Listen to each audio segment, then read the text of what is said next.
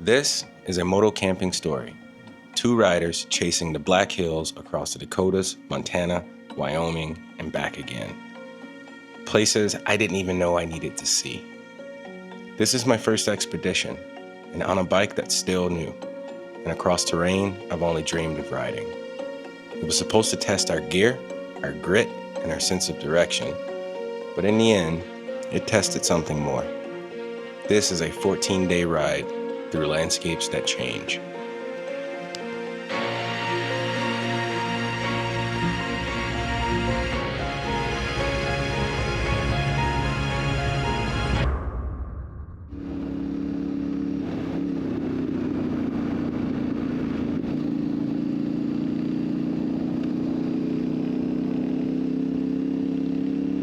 Hey, welcome back to the channel, everyone. Today is the first day of my first expedition. So Vance and I are leaving centralish Minnesota, on a route west to Mobridge, South Dakota. It's about 389 miles, I think is what I clocked. And as you can see here, just leaving town, we didn't get far before we had to kind of like stop and check our maps. And more on that later. Like when you said it. So lots of mistakes were made early on, so to speak. Right out the gate, I forgot my water pack and my backpack, the water bladder. So I had to turn around when I was almost to meeting point and retrieve that. So that pushed our leave time out about another hour and a half or so. We're kind of like already behind schedule. I also had a corrupt drive, brand new 5 terabyte drive that decided to crash after I'd stored 3 days of footage on it. Thank God I had a backup. I was able to use the backup the remainder of the trip, and I was successful in recovering most files from the corrupt drive. I also didn't bring my DJI wireless mics, so a lot of this is going to be heavily voiced, but it's going to be fine. It's going to be okay. And did I mention it was hot? Very hot. My bags are as full as they can get. I can't wait to find out what I shouldn't have brought. Look at Vance's bags. Oh, they look a lot smaller from the back. You got a lot going on here. Oh, there's a giant little fuel bag there. That's water. Is it really? Look at this electronic situation. Holy buckets.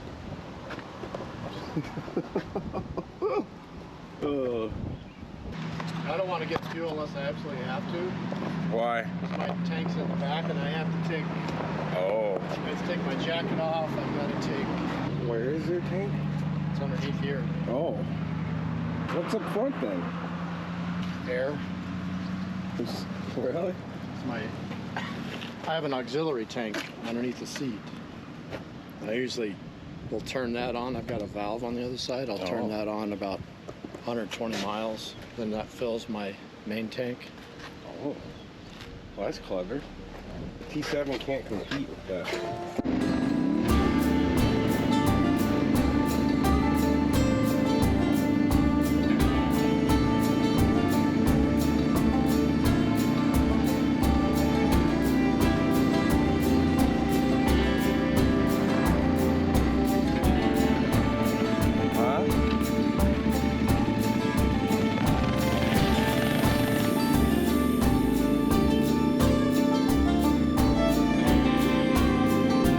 I'm not really sure where exactly this is. I'll try to find it. But I thought it was a cool little area.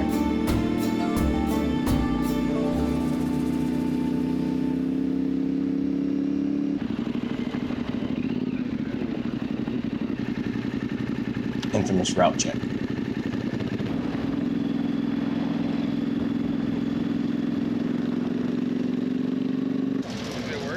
First sign of trouble came when Vance realized that his reserve tank wasn't properly feeding fuel into his main tank. So we stood there staring at it together. He did some tinkering until ultimately he decided that it was fine and we should continue on. To be honest, I was starting to struggle in this heat. We were looking at about 94, 95 during the day in all of our gear. It normally doesn't get that hot here, but today it was, and it was brutal. But things started to get a little bit more interesting out in these flat lands for me. Then the deer darting across the field there wasn't quite it. But the road started to become, I don't know, a little less traveled. And I got my ADV juices going.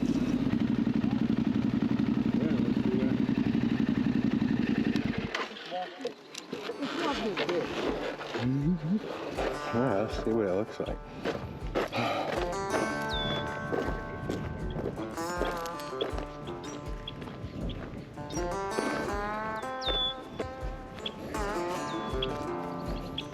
Is that just the other side over there? Is this like the hazard?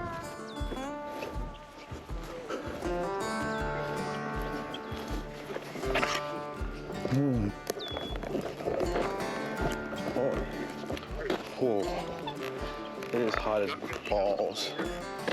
It's hot as balls. And I'm out here wearing black like from Batman or somebody. It probably was a bad decision in hindsight. But it's okay. We all make mistakes.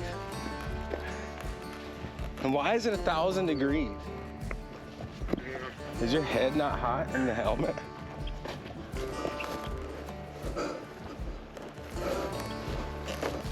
I think this is the main hazard because I bet this gets back up to highland and follows the rest out fine. Say stay to the left here. It looks good, yeah, because of that little hibbity hump. Kind of on the right, it's on off camber.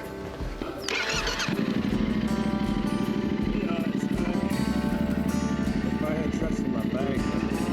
Normally I'd ride through something like this, especially with how hot it was, without checking out, but you never know what's ahead of you. But this is the kind of stuff I love. Closed roads, overgrown trails, and a level of uncertainty about what's on the other side. I gotta give it to Vans for plotting a route across the absolute boringness of South Dakota that still took us into off-road and unknown territory. At this point, I still really had no idea how to create a route or track or anything like that in my apps. For the most part, I'm just following Vans. And as good as the terrain was, we all know it can't last forever. At least not on this stretch.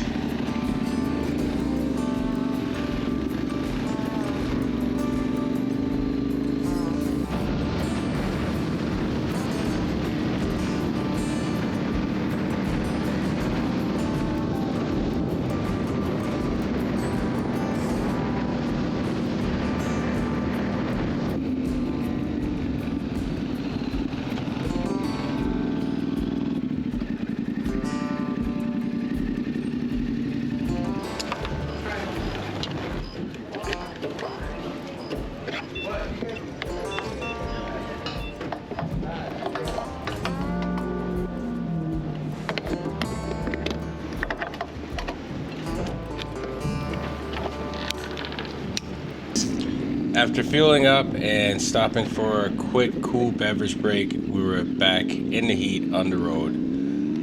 This time of day, the sun is beaming, and it didn't take us long to need to stop again for a water break. So when we found this little grove of trees, we took full advantage. It's not easy finding a shade tree in this part of South Dakota, so we were very lucky.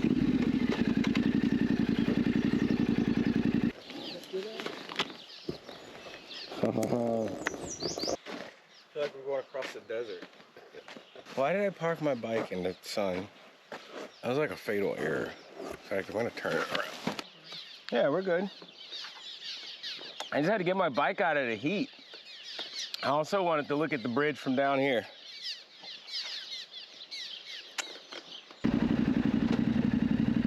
Throughout South Dakota, we came across these little, I don't know what you call them, farm cut-through roads. basically a minimally maintenance road that cut between farm fields. For a day of riding through like this brutal heat for hours and hundreds of miles, these little cut-throughs became the highlight of the day for me. Unfortunately, they did vary wildly in their level of maintenance and or usage. Some were well-defined two-track gravel, where others could have been like overgrown grass and kind of hard to figure out what was underneath. Day one, a couple hundred miles in, I was down for anything.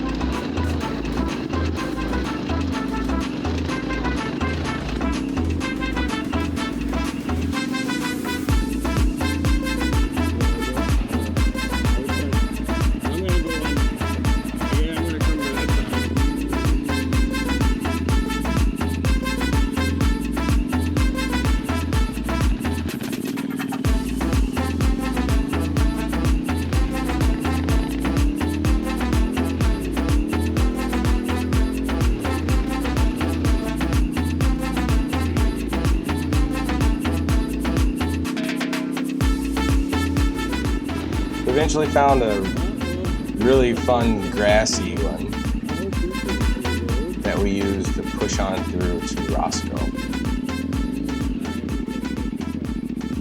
I don't know, it's marked as a road and it has a track to go through. And we go, well, yeah, exactly.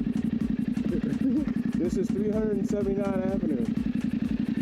379 Avenue. I can go up there and check it out.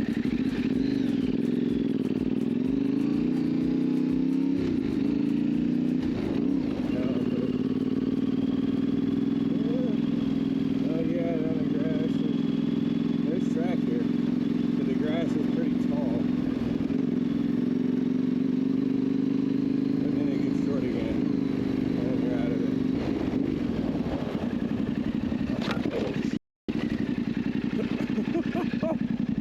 Until I hit a big pothole.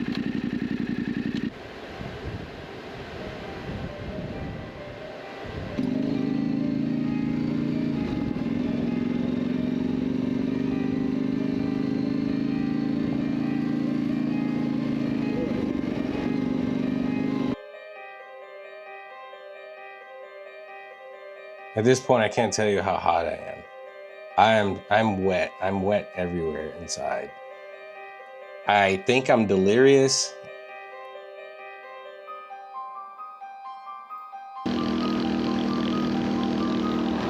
On the final stretch from Roscoe to Mobridge is where I started to notice a significant change in the geographic landscape.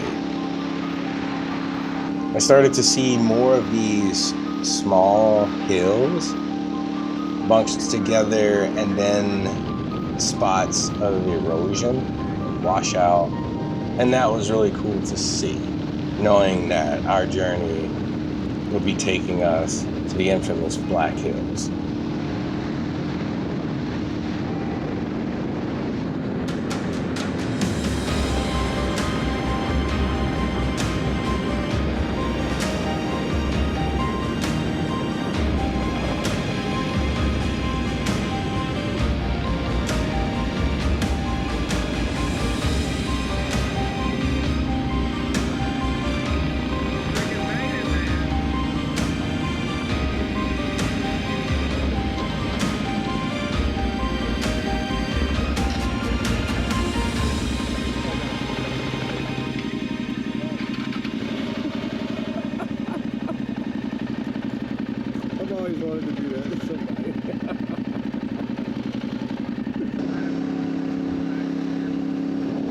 To get to our campsite, we crossed over the Missouri River Bridge.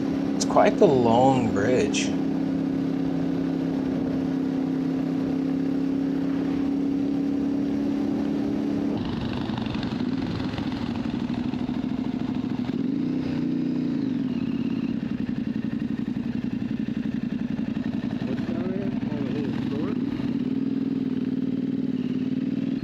Grand River Casino Campground is where we decide to set up camp.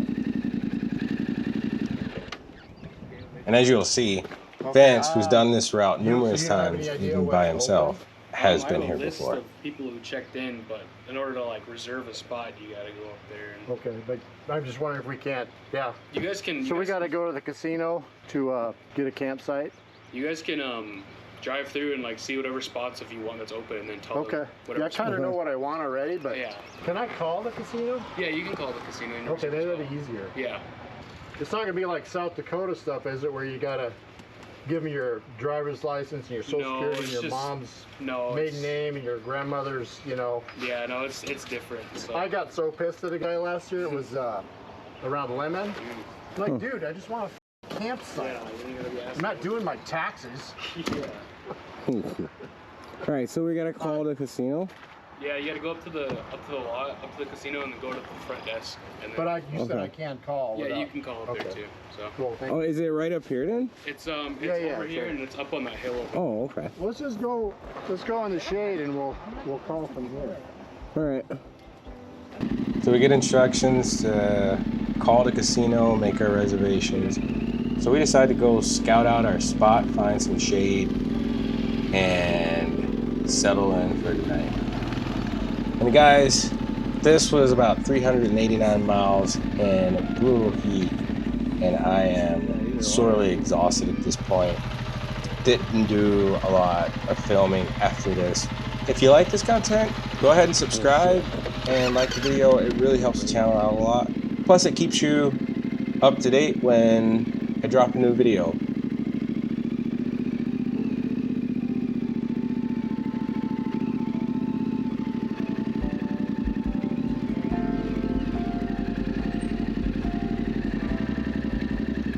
You'll definitely want to see how day 2 started. It was very different, complete opposite, and almost destroyed my will to ADV. Almost.